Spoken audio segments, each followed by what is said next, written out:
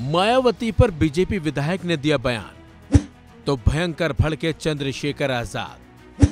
BJP विधायक को दे डाली चेतावनी। उस विधायक को जूते से पीटना चाहिए।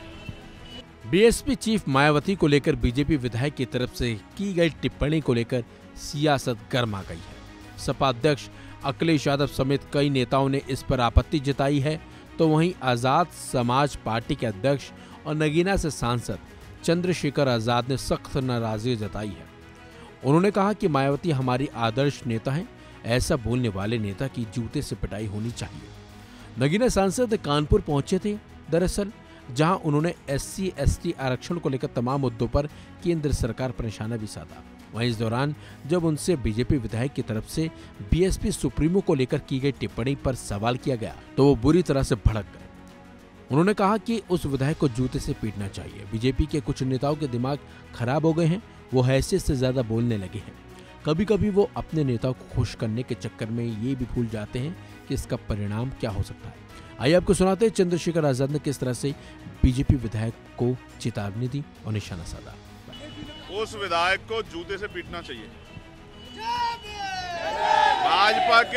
भाजपा के नेताओं के कुछ नेताओं के दिमाग खराब हो गए, वो हैसियत से ज्यादा बोलने लगे और कभी कभी वो अपने नेताओं खुश करने के चक्कर में ये भी भूल जाते हैं कि इसके परिणाम क्या हो सकते हैं। बहन जी हमारी नेता हैं, आदर्श हैं, उनके सम्मान से अगर उनके सम्मान में कोई गलत शब्द कहेगा तो फिर भीम आर्मी के लोग, आजाद समाज पार्टी के लोग उससे हिसाब किताब करेंगे। इस बात को मैं उनको सावधान करना चाहता हूँ। नहीं, कोई चुनौती नहीं। आजाद समाज पार्टी के लोग मेहनत कर रहे हैं, जनता उनके साथ खड़ी है।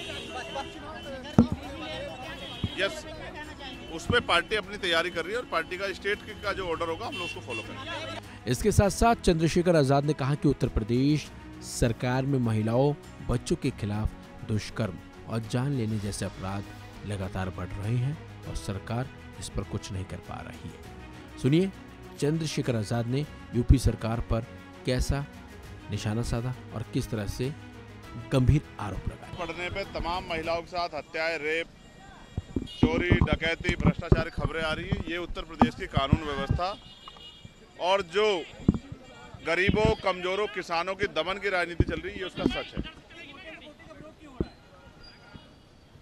आपने फैसला पढ़ा नहीं, हमने फैसला पढ़ा है। हम ये चाहते हैं कि हम भाइयों की एकजुटता बनी रहे और उस एकजुटता के लिए अब हमने प्रयास किया है कि बहुत जल्द हम शेड्यूल कास्ट की सभी जातियों के लोगों के प्रतिनिधित्व को बिठा के उनसे वार्ता करेंगे। हम कोशिश करेंगे कि एक दूसरे को समझें और इस फैसले को भी समझें और अगर कोई रास्ता निकालना है तो हम ही लोग निकालें, क्योंकि सरकार की मंशा पे और कोर्ट की मंशा पे हमें शक है।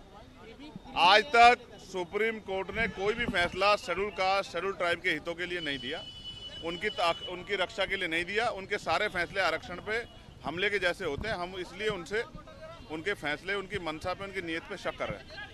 रही बात, अब उपचुनाव है, मेरा प्रयास रहेगा इरफान भाई को जिस तरह से उनका उत्पीड़न किया गया है, जिस तरह से उनको सताया गया है, ये किससे छिपा हुआ नहीं। तो मैं कोशिश करूंगा कि आजाद समाज पार्टी के जरिए हम लोग उनकी आवाज़ को भी उठाने का काम करें।